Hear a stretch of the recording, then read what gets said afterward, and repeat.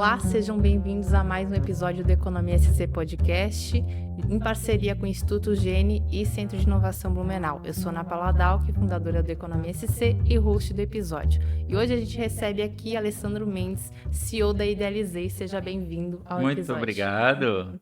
Muito prazer estar aqui. Poder contribuir também, trocar, aprender, é muito legal. Então, show. Vamos começar falando um pouquinho da tua trajetória aí profissional, né? Acredito que tenha bastante pontos interessantes para tu compartilhar com a gente. Legal. Comecei minha vida empreendendo, né? Então, comecei com a minha primeira empresa. Eu tenho uma empresa chamada Arqueiros. A gente trabalha no segmento de academia de ginástica. A gente é bem forte no Brasil nesse segmento, prioritariamente trabalhando com inteligência competitiva.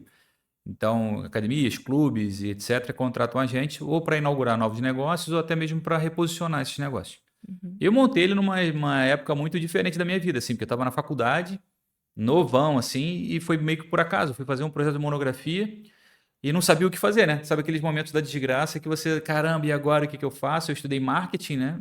Foi minha primeira formação e eu não sabia o que fazer.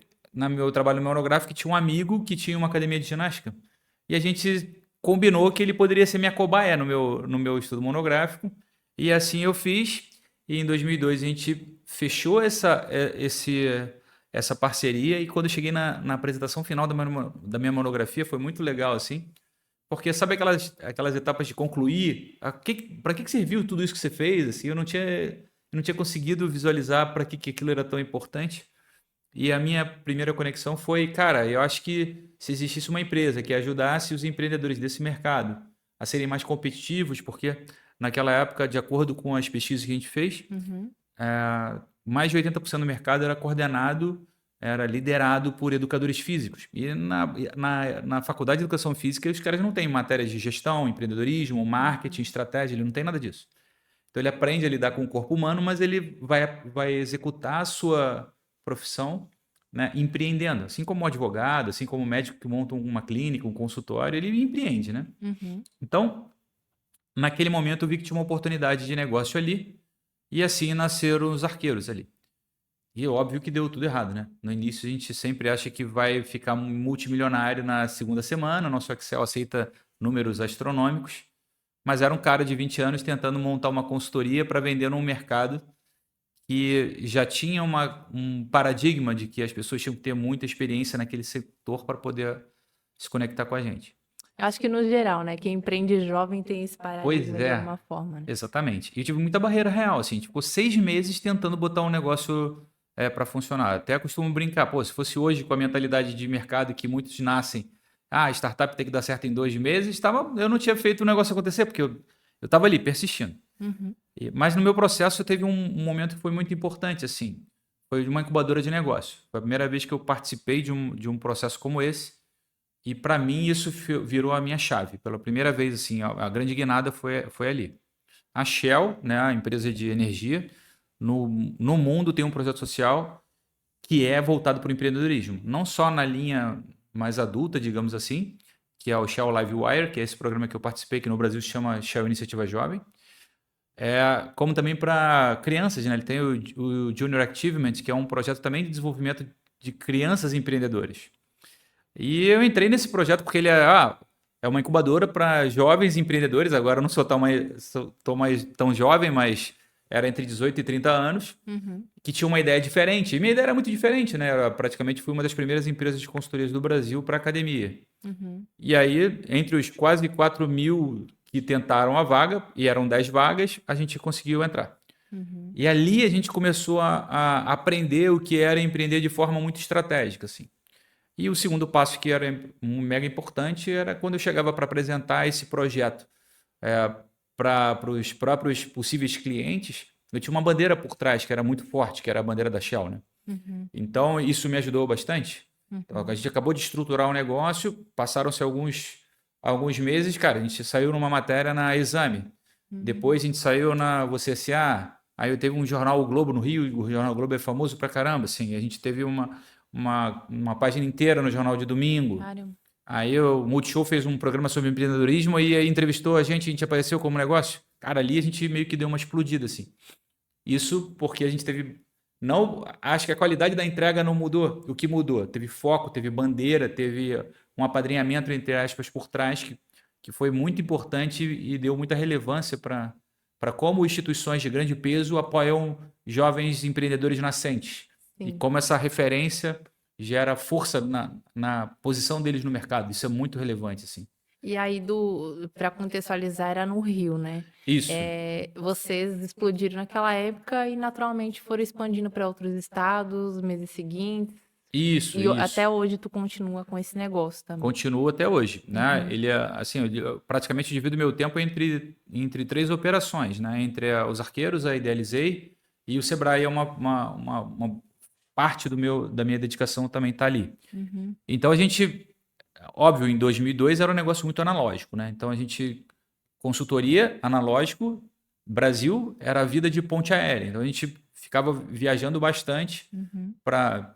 E foi legal que tu, quando viaja trabalhando, tu conhece o Brasil inteiro, né? Então conheço lugares que eu nunca viajaria para passear, mas a uhum, trabalho tu é obrigado a ir. E a gente interage com multiculturas. uhum. E tem uma veia que está muito ligada à inovação, que tem muito desse DNA na Idealizei também, que é o fato de sempre montar novos negócios. E você depende de entender o ambiente competitivo de cada lugar. Então, isso obriga você a ter uma mentalidade mais inovadora, independente do que você vai fazer. Uhum.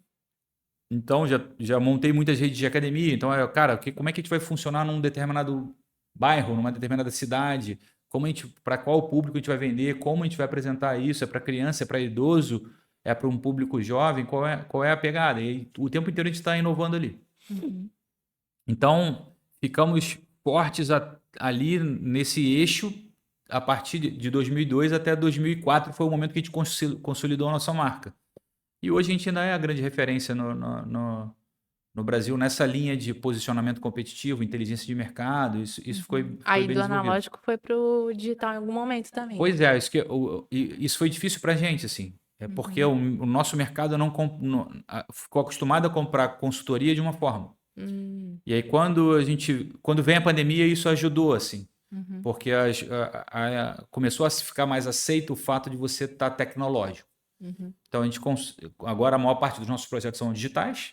Então, agora aqui em Mas a Blumenau. mudança foi de fato na virada ali da pandemia. Foi. Até então eram consultorias que demandavam tempo de vocês, enfim. Pois é. Então, eu me mudei para cá pela violência, né? Rio de Janeiro, colapso para você morar ali, né? Para você visitar, é uma das cidades mais maneiras do planeta. Para você morar, ela é bem complexa. Uhum. Então, eu decidi me mudar. Minha esposa ficou grávida, a Mari, e era a nossa primeira filha, que é a Maia. Em momento nenhum imaginei que a Maia pudesse nascer no Rio de Janeiro. Ficou fora do contexto. Acho que quando as pessoas estão dentro do problema, elas não conseguem ver. Como viajava muito, via várias realidades em vários lugares diferentes.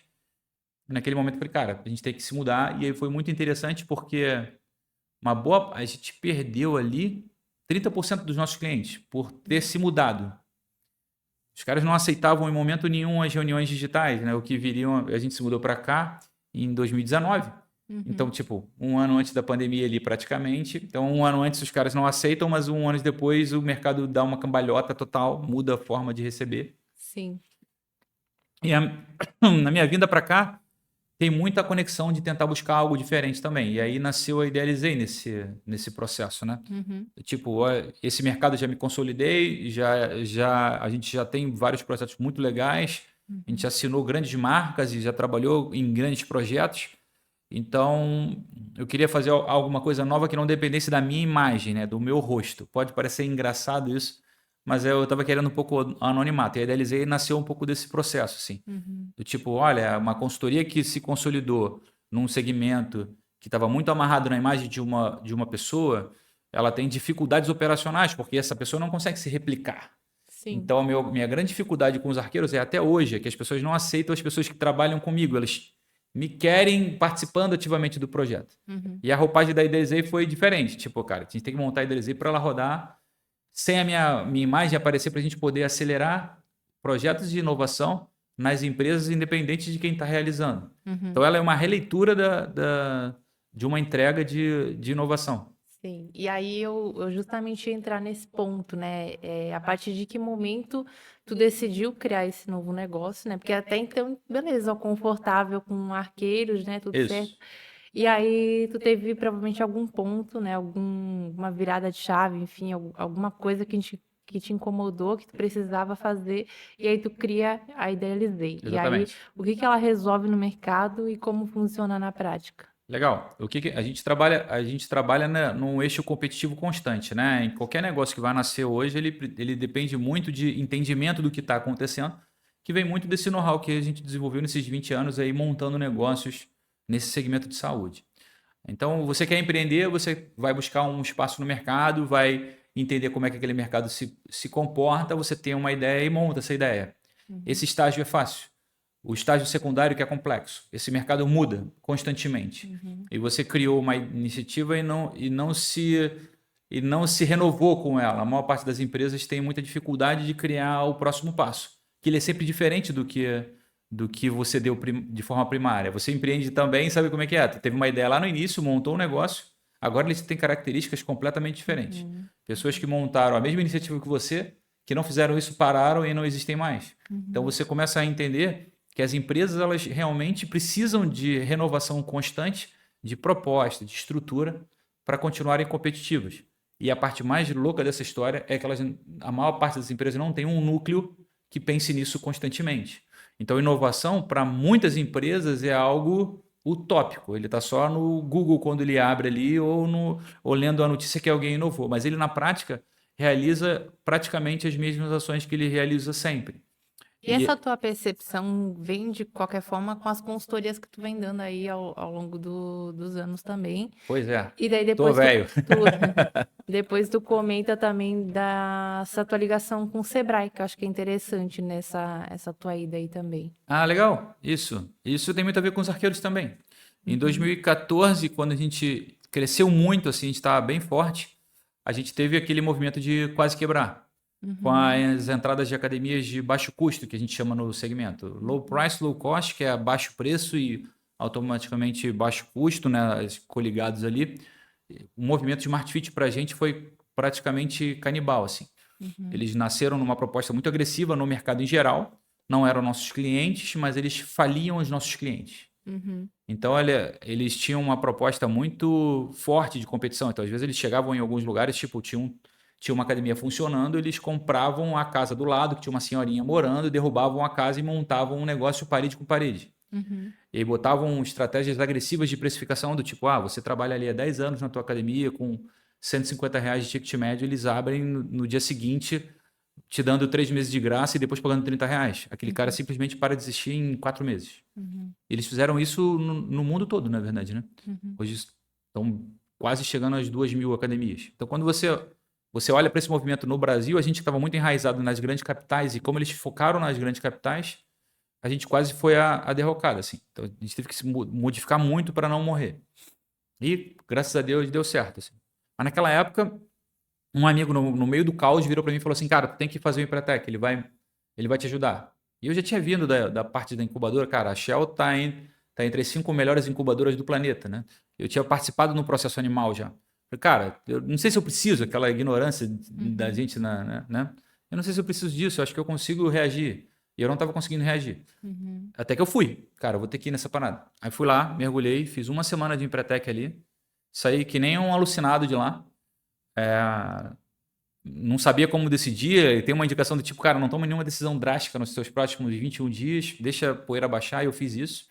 E quando a poeira baixou, eu tinha o plano certinho de como eu ia fazer os arqueiros renascer ali. uhum, E isso passava por demitir 30 pessoas num único dia, fiquei o dia inteiro demitindo a maior parte do meu time, e a gente se reconstruindo para poder botar o negócio no lugar. E a partir dali eu fiquei apaixonado pelo Empretec. uhum, No ano seguinte, fui convidado para poder fazer parte do processo seletivo para virar um dos facilitadores do programa. O Empretec é um programa da ONU, né? No Brasil, uhum, ele é administrado pelo Sebrae, mas ele é um programa da ONU presente em mais de 50 países. E eu fui fazer parte dessa turma de facilitadores, que a gente chama, né? As pessoas que aplicam esse seminário. E desde então, isso não só mudou a minha forma de entender negócio, porque você fica 6 dias imerso com quase 30 empresários, tendo uma série de insights diferentes e ajudando esses caras a também mudarem seus comportamentos empreendedores, que é a tônica do Empretec. E que daí vem a herança de até agora você chegar na Idealizei, né? De todas as Também coisas que tem. você já falou. Isso, exatamente. Acaba que eu não consigo me dividir, assim. Sim. Quando eu entro numa reunião pelos arqueiros, eu tenho vários elementos que eu trago de inteligência que vieram da sala do Empretec, tenho elementos que vieram da própria Idealizei, eles vão se misturando e vão se combinando ali. Então, acho que a maior dificuldade que eu tenho é realmente enxergar o que é separado, né? E eu já entendi que não, é meio que tudo junto. Você vive uma experiência aqui, isso vira carta para você jogar um próximo jogo numa outra situação.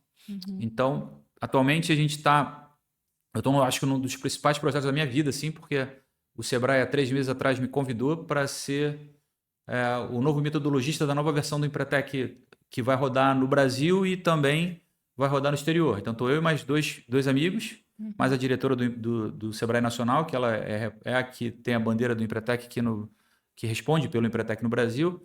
E a gente está trabalhando aí para poder montar um novo Empretec até o final desse ano. A gente vai rodar várias turmas de protótipo espalhadas pelo Brasil também. E depois, quando eles ficarem fortes, a gente mergulha para poder disseminar essa metodologia para os outros facilitadores dos outros estados e também levar essa metodologia para fora do país, né? Porque a gente constrói aqui e depois os facilitadores daqui replicam para os outros facilitadores que tem nesses 40 países ali que o Empretec atua atualmente. Sim. Mas como facilitador, você tem quase 10 anos de casa agora. 10 anos de Empretec, exatamente. Sim. E aí, todas essas suas experiências foram culminando de qualquer forma na Idealizei, que daí ela surge faz cerca de 2 anos.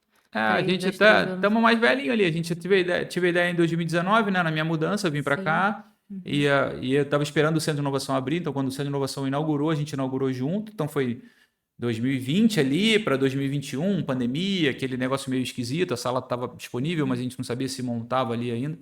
Mas oficialmente mesmo 2021, então eu tenho mais ou menos 3 anos de trajetória. O nosso objetivo é fazer com que as empresas fiquem mais inovadoras. E o que a gente faz hoje? Sprints de inovação. A gente chega na empresa com a equipe, cocria quais são os principais problemas, como esses problemas podem ser solucionados com diversas vertentes diferentes, estrutura isso em protótipos e depois constrói um cronograma de implantação para eles implementarem essas coisas diferentes, assim. Então, o que a gente faz, a gente é um agente de inovação dentro das empresas. E hoje tu consegue ter clientes na região, já consegue atingir outros estados? Como é que Então, está a parte engraçada da história, o meu mercado maior continua não sendo Santa Catarina, assim. Meu mercado maior continua sendo Rio de Janeiro e São Paulo. Sim. Então a gente começou a aparecer para esse mercado e é o que mais demanda. Então acaba que a gente fica atuando mais lá do que até mesmo aqui na cidade, por exemplo. Tem algum case que tu possa falar? Não precisa talvez falar o nome da empresa, mas alguma questão de inovação que precisava ser co-criado, enfim, que vocês conseguiram ajudar? Cara, legal. A gente fez. Mercado Livre, para mim, foi um dos meus melhores cases, assim, né? Quando eles estavam inaugurando a sede nova lá em São Paulo, aquela sede estilo Google, a gente participou do projeto para poder construir toda a área de lazer, entre aspas, aquela área Google que a gente tem ali, a parte de relaxamento, ginástica, tem uma academia e etc., sinuca, e foi muito legal essa parte. Assim, a gente trabalhou com quase 2.000 colaboradores, né? O pessoal co-criando o que seria uma parte da nova sede. Esse é um dos principais cases assim nessa nossa área de tecnologia. Até porque o Mercado Livre é um dos grandes do Brasil, né? Então essa marca eu trago bem ali com carinho, porque a gente realizou essa etapa. E até acho interessante talvez tu explorar um pouquinho de que essa cocriação não fica só limitada à alta gestão, né? A gente Sim. fala, tem o diretor de inovação e ele que vai fazer, não. Tu acabou de falar, 2.000 colaboradores acabaram entrando Pois é. nesse jogo, né? Então tem esse diferencial, talvez, que acaba pegando toda a estrutura da empresa e vocês conseguem fazer algo ainda melhor, né? Porque quem melhor do que os próprios funcionários também, às vezes, para... Exatamente. Você pega assim, os principais problemas que a inovação tem para nascer, ela não é relacionada em muitos momentos a recursos que você tem, ela é relacionada a pessoas. O maior problema de você inovar é que as pessoas travam o processo de inovação e não acreditam no processo de inovação. Não existe uma cultura de inovação na empresa. Então, quando você entende que depende das pessoas para fazer o negócio acontecer, é contraditório você não envolver as pessoas para isso acontecer. Então, a gente parte da premissa que o processo todo é cocriado, desde o primeiro movimento, que é levantar os problemas. Então, você consegue levantar problemas com as pessoas que estão dentro da sua linha hierárquica na base da pirâmide, né? E você consegue também validar problemas com o presidente da empresa. Independente do que você está fazendo, de como você quer fazer movimento, você vai passar por as pessoas o tempo inteiro. E depois, quando você vai olhar para o mercado, né? Quando você traz uma leitura de inovação para competitividade, que você depende do encaixe daquilo que você vai construir para entregar para alguém uma solução, para essa pessoa validar o que está lá do outro lado, você também depende desse outro cara lá. Tipo, para quem é o teu cliente? O que ele entende? Para onde ele vai? Como é que você, mais uma vez, cria algo para ele? Então, a inovação, ela está totalmente ligada a pessoas. E o que a gente faz são processos para suportar essa entrega. Sim, acho que é interessante também comentar como é que é uma plataforma, de qualquer forma, né? Que vocês têm ali que auxilia Isso. nesse processo. E aí, como que são repassadas essas demandas, né? Que vocês identificam, se é aprovado ou não, se volta, se declina, enfim, como é que ela funciona aí na Isso, prática? a nossa plataforma ela vira como, ela é ferramenta, né? Ela Sim. é uma parte do processo, principalmente na parte de validação das ideias. Então, ela entra na parte de idealização ali, onde as pessoas trazem as ideias para poder resolver o problema e a gente constrói uma espécie de equipe de curadoria que avalia cada uma dessas ideias para poder entender nesse fluxo como elas vão seguir. Então, a gente tem uma metodologia de entendimento de como as inovações devem acontecer e as ideias são submetidas a essa metodologia. Como a gente faz no hackathon, por exemplo. As pessoas criam de um dia para o outro uma inovação. Beleza, mas qual é a aplicabilidade disso na prática? Qual é a possibilidade de você implementar isso nos próximos 6 meses? Qual impacto isso vai gerar no teu financeiro? Então, você tem vários elementos para julgar uma inovação. E a nossa ferramenta ela ajuda nesses elementos. Então, ela faz parte de uma das etapas desse processo de construção. Certo. E aí, ainda falando de inovação, tu está conduzindo um projeto inovador aqui no CIB, né? Sim. E aí eu queria que tu comentasse um pouco sobre o que é esse projeto, né? Como é que vocês estão trabalhando nesse sentido. Legal, a gente vai ter. Já aconteceu o primeiro encontro, né? A gente vai ter alguns outros encontros aqui durante as próximas semanas. E a ideia principalmente é desmistificar, quebrar um pouco o que é a palavra inovação. Ela é muito legal, todo mundo adora, mas a maior parte das pessoas tem medo do que isso significa porque não entende, né? Acha que inovação é um novo aplicativo, uma plataforma revolucionária, ou então a empresa que ele viu hoje no G1 que explodiu e foi vendida por 10 milhões e ele não consegue enxergar que a empresa dele está nesse esquema, então ele acha que inovação não é para ele. Então, o primeiro movimento é, cara, inovação é para você. Você pode realizar. Ela é simples, ela é fácil de se fazer, mas você precisa começar. Então, como é que a gente começa um processo de inovação quando você está empreendendo na sua própria empresa e só tem você e mais uma pessoa, né? Como é que você que tem uma empresa com 30 colaboradores também começa um processo de inovação? Até porque você vai ter que mexer na rotina de muita gente. E mexer na rotina é a parte que o ser humano mais odeia no planeta. Vai mudar ele de lugar, ele fica revoltado. Então, ó, isso faz parte do nosso processo de inovação. Então, esse projeto ele tem essa característica.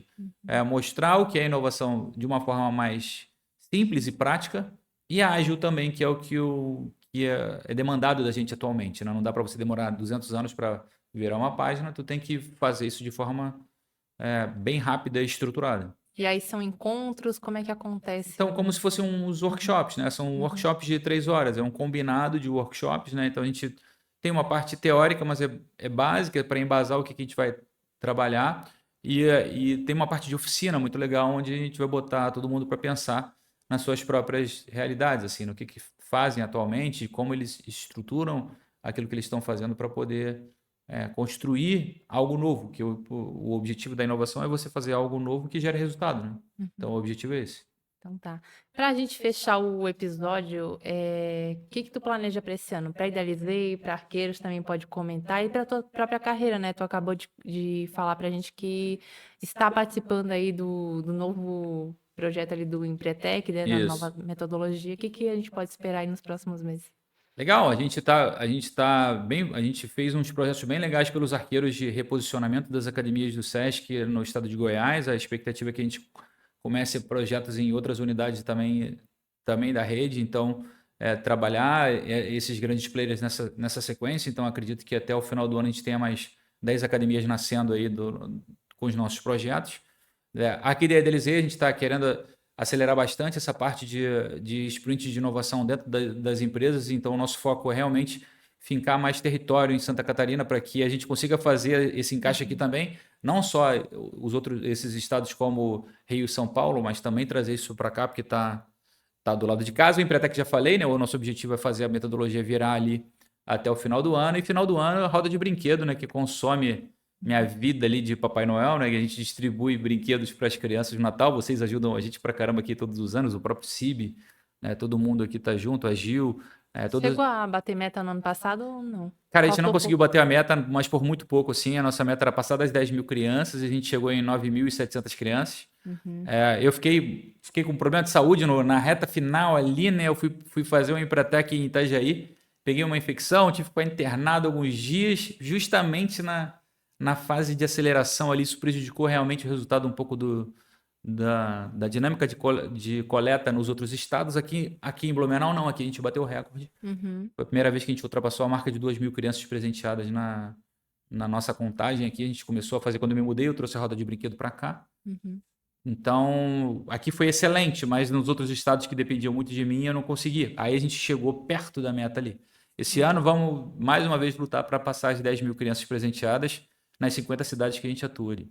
Então tá, muito obrigada pela participação eu que aqui no agradeço. nosso episódio. Foi muito legal, obrigado pela oportunidade. E assim fechamos mais um episódio do Economia SC Podcast, uma parceria entre Economia SC, Instituto Gene e Centro de Inovação Blumenau. Se você curtiu esse vídeo, deixe seu like, comentário e compartilhe com quem possa interessar. Até o próximo!